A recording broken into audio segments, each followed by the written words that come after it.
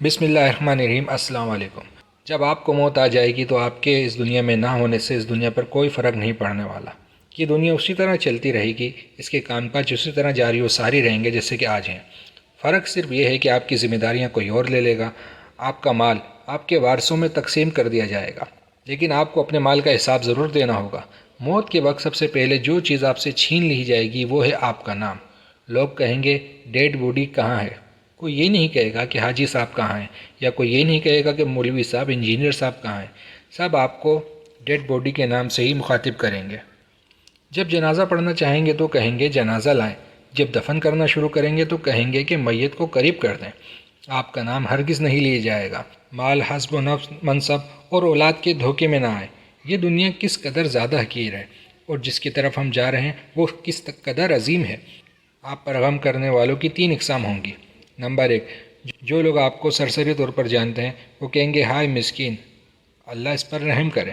Number 2، آپ کے دوست چند گھڑیاں یا چند دن غم کریں گے، پھر اپنی باتوں اور ہنسی مذاق کی طرف لوٹ جائیں گے۔ نمبر 3، آپ کے گھر کے افراد کا غم گہرا ہوگا، وہ کچھ ہفتے، کچھ مہینے یا 1 سال تک غم کریں گے، اس کے بعد وہ آپ کو یادداشتوں کی ٹوکری میں ڈال دیں گے۔ لوگوں کے درمیان آپ کی کہانی کا اختتام ہو جائے گا، آپ کی حقیقی کہانی شروع ہو جائے گی، وہ ہے آخرت۔ آپ سے زائل ہوگا آپ کا حسن، آپ کا مال، آپ کی صحت، آپ کی اولاد۔ آپ اپنے مکانوں محلات سے دور ہو جائیں گے، شوہر بیوی سے اور بیوی شوہر سے جدا ہو جائے گی۔ آپ کے ساتھ صرف آپ کا عمل باقی رہ جائے گا۔ یہاں یہ سوال پیدا ہوتا ہے کہ آپ نے اپنی قبر اور آخرت کے لیے ابھی سے کیا تیاری کی ہے؟ یہ وہ حقیقت ہے جو غور و فکر کی محتاج ہے، اس لیے آپ اس کی طرف توجہ کریں۔ فرائض، نوافل، پوشیدہ صدقہ، نیک اعمال، تہجد کی نماز اور اچھے اخلاق کی طرف شاید کہ نجات ہو جائے۔ مرنے والوں کو اگر دنیا میں واپس لوٹا دیا جائے تو وہ صدقہ کرنے کو ہی ترجیح دے گا، جیسا کہ اللہ سبحانہ تعالیٰ کا فرمان ہے، اے میرے رب، تو نے مجھے قریب مدت تک مہلت کیوں نہ دی کہ میں صدقہ کرتا۔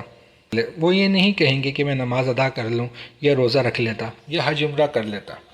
علماء کہتے ہیں کہ میت صرف صدقے کا ذکر اس لیے کرتی ہے کیونکہ وہ اپنی موت کے بعد اس عظیم اثرات کو دیکھتی ہے، لہٰذا زیادہ سے زیادہ صدقہ و خیرات کریں۔ اس صدقہ خیرات والی بات کو زیادہ سے زیادہ لوگوں تک پھیلائیں۔ قرآن مجید میں اللہ سبحانہ تعالیٰ ارشاد فرماتے ہیں، اور نصیحت کیجیے کیونکہ یقیناً نصیحت ایمان والوں کو ہی نفع دیتی ہے۔